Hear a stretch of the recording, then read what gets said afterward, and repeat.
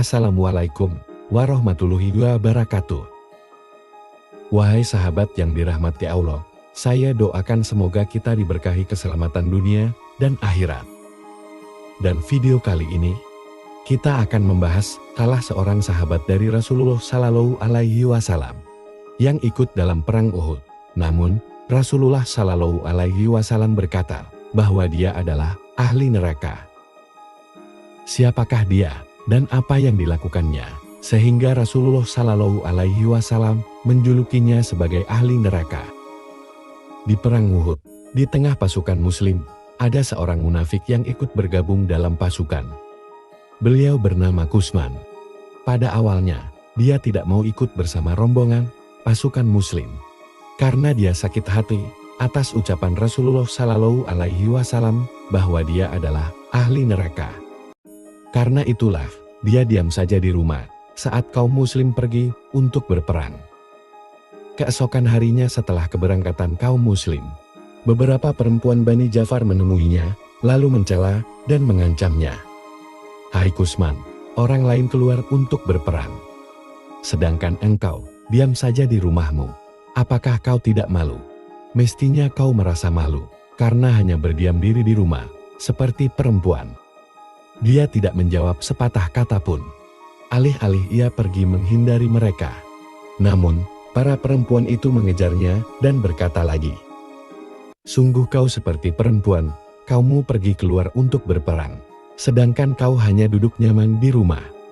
Karena terus-menerus dikecam dan dikatai oleh perempuan, harga diri Kusman terbangkitkan disertai rasa marah, karena para perempuan itu terus mengejarnya.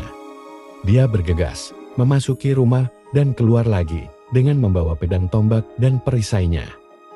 Kemudian dia menaiki hewan tunggangannya dan bergerak menuju Uhud untuk menyusul Rasulullah Shallallahu Alaihi Wasallam dan pasukan Muslim. Ia tiba di perkemahan kaum Muslim ketika Rasulullah Shallallahu Alaihi Wasallam sedang merapikan barisan. Kusman berjalan dari barisan paling belakang hingga tiba di barisan paling depan kelak. Saat perang berkecamuk, dia masuk di antara barisan Muslim yang pertama yang melemparkan tombak. Ia memang dikenal mahir melemparkan tombak, sehingga lemparan tombaknya itu melayang jauh dan ringan bagaikan lontaran anak panah. Ia bertarung dengan penuh keberanian sambil berteriak kencang. Setelah melemparkan tombak, ia hunus pedangnya, lalu mengayunkannya dan menyerang musuh dengan ganas. Kaum muslimin yang melihatnya merasa takjub dan bertanya-tanya, mungkinkah orang yang berperang seperti ini menjadi ahli neraka? Bagi mereka, keberanian dan kesungguhan Kusman dalam berperang benar-benar membuat takjub, sehingga rasanya tidak mungkin jika ia dimasukkan dalam ahli neraka. Saat perang Uhud, para pembawa panji Quraisy menjadi sasaran utama kaum muslim. Saat panji dipegang oleh Abu Said Sa'ad bin Abi Waqqas membunuhnya, kemudian panji kaum musyrik diambil alih oleh Masafi bin Abi Talha. Namun lagi-lagi, ia menjadi sasaran empuk pasukan muslim. Tombak yang dilemparkan oleh Asim bin Sabit bin Abi Al-Aflah itu melukai tubuh Masafi hingga ia berjalan terhuyung-huyung sambil tetap memegang panji. Karena Masafi tak lagi sanggup berdiri, panji Quraisy dibawa oleh saudaranya, yaitu Al-Haris bin Talha. Namun lagi-lagi Asim menyerangnya dan berhasil membunuhnya.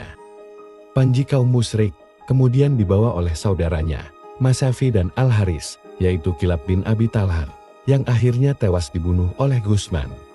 Ketika itulah, kaum muslimin semakin merasa takjub. Mereka memuji-muji Kusman, sambil bertanya dalam hati, mungkinkah orang seperti ini menjadi ahli neraka? Surah bin Karnib mengambil dan membawa panji kaum musyrik, lalu bergerak cepat menuju barisan kaum muslim.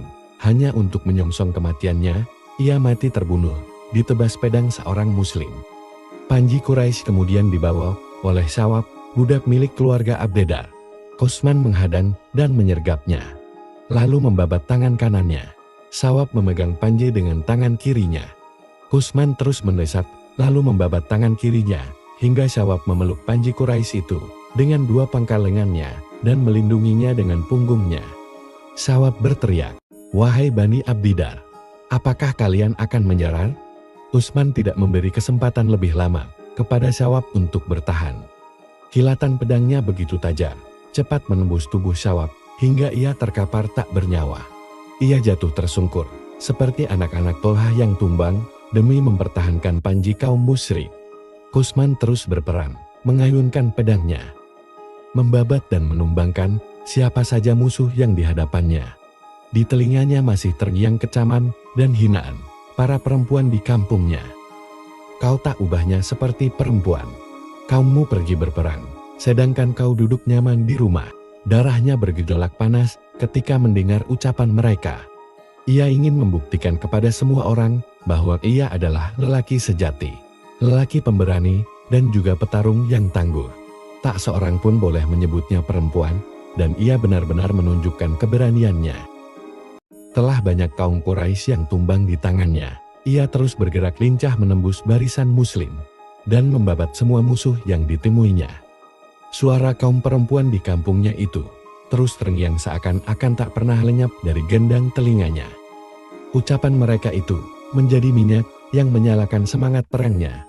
Ketika kaum muslim merasa kemenangannya telah mereka genggam, mereka sibuk mengumpulkan apapun yang mereka dapatkan di medan perang. Sementara, Utsman masih terus menyerang kaum Quraisy. Pedang Utsman patah setelah ia berperang cukup lama, sehingga ia berteriak, "Kematian lebih baik daripada lari di medan perang. Hai orang Aus, bertarunglah kalian sampai mati, dan lakukan seperti yang aku lakukan." Kemudian, ia berlari cepat, menyerbu pasukan musyrik. Kaum muslim yang melihatnya berkata, "Ia pasti terbunuh." Namun tak lama kemudian, ia terlihat keluar lagi dari barisan musyrik dan berteriak, "Hadapilah aku orang Safari." Lalu ia kembali lompat dan menyerbu barisan musyrik. Kaum muslim yang melihatnya berkata lagi, "Ia pasti terbunuh kali ini." Tetapi tak lama kemudian ia muncul dan berteriak, "Hadapilah aku orang Safari." Tak lama berselang, Ka'ab bin Malik yang mendapatkan luka cukup serius. Ketika pasukan Quraisy menyerang balik, melihat Utsman keluar lagi dari barisan orang musyrik, lalu lompat menghadang Khalid al-Alam al-Uqayli.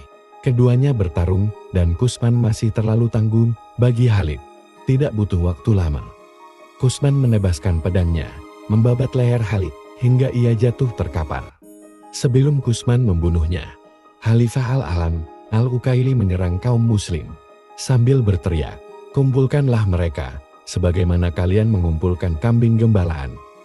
Khalid al-Alam al-Uqayli yang mengenakan baju zirah dan helm perang, ia berteriak lagi, "Wahai Quraisy, jangan membunuh Muhammad, tangkap dan tawanlah ia, hingga kita mengetahui apa yang bisa ia lakukan." Setelah membunuh Khalid al-Alam al-Uqayli, Utsman mengambil pedangnya, lalu beranjak pergi. Lalu ia melihat seorang penunggang kuda Quraisy yang wajahnya tidak terlihat kecuali kedua matanya.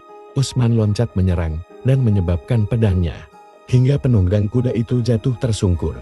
Ternyata orang itu adalah Al-Walid bin Al-As bin Hisham al-Mahzumi. Saat pasukan muslim mulai merapikan lagi barisannya, setelah dilanda kepanikan akibat serangan balik kaum Quraisy yang menghancurkan mereka, Utsman masih bertarung. Ia mengayunkan pedangnya ke setiap musuh. Hingga saat itu, ia telah membunuh 7 orang Quraisy, dan ia sendiri mendapatkan cukup banyak luka. Ketika pasukan muslim mulai merapikan barisan, Utsman bertemu dengan Qatullah bin al-Nu'aman, yang menyapanya dan berkata, "Hai Abu al-Raidat." Utsman berkata, "Ya, ini aku."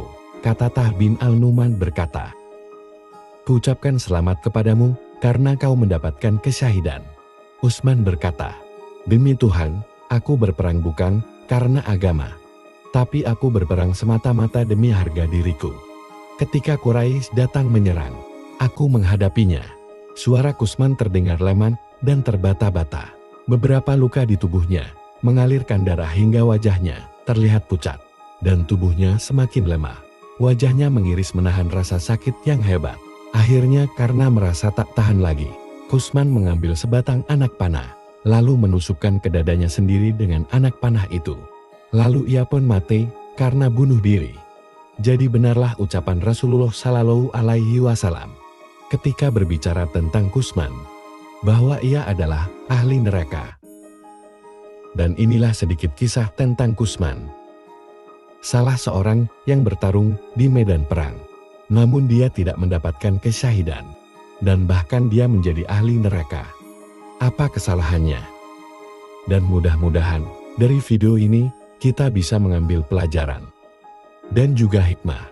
Dan juga mudah-mudahan video ini bermanfaat bagi kita semua. Amin, ya Robbal Alamin. Wassalamualaikum warahmatullahi wabarakatuh.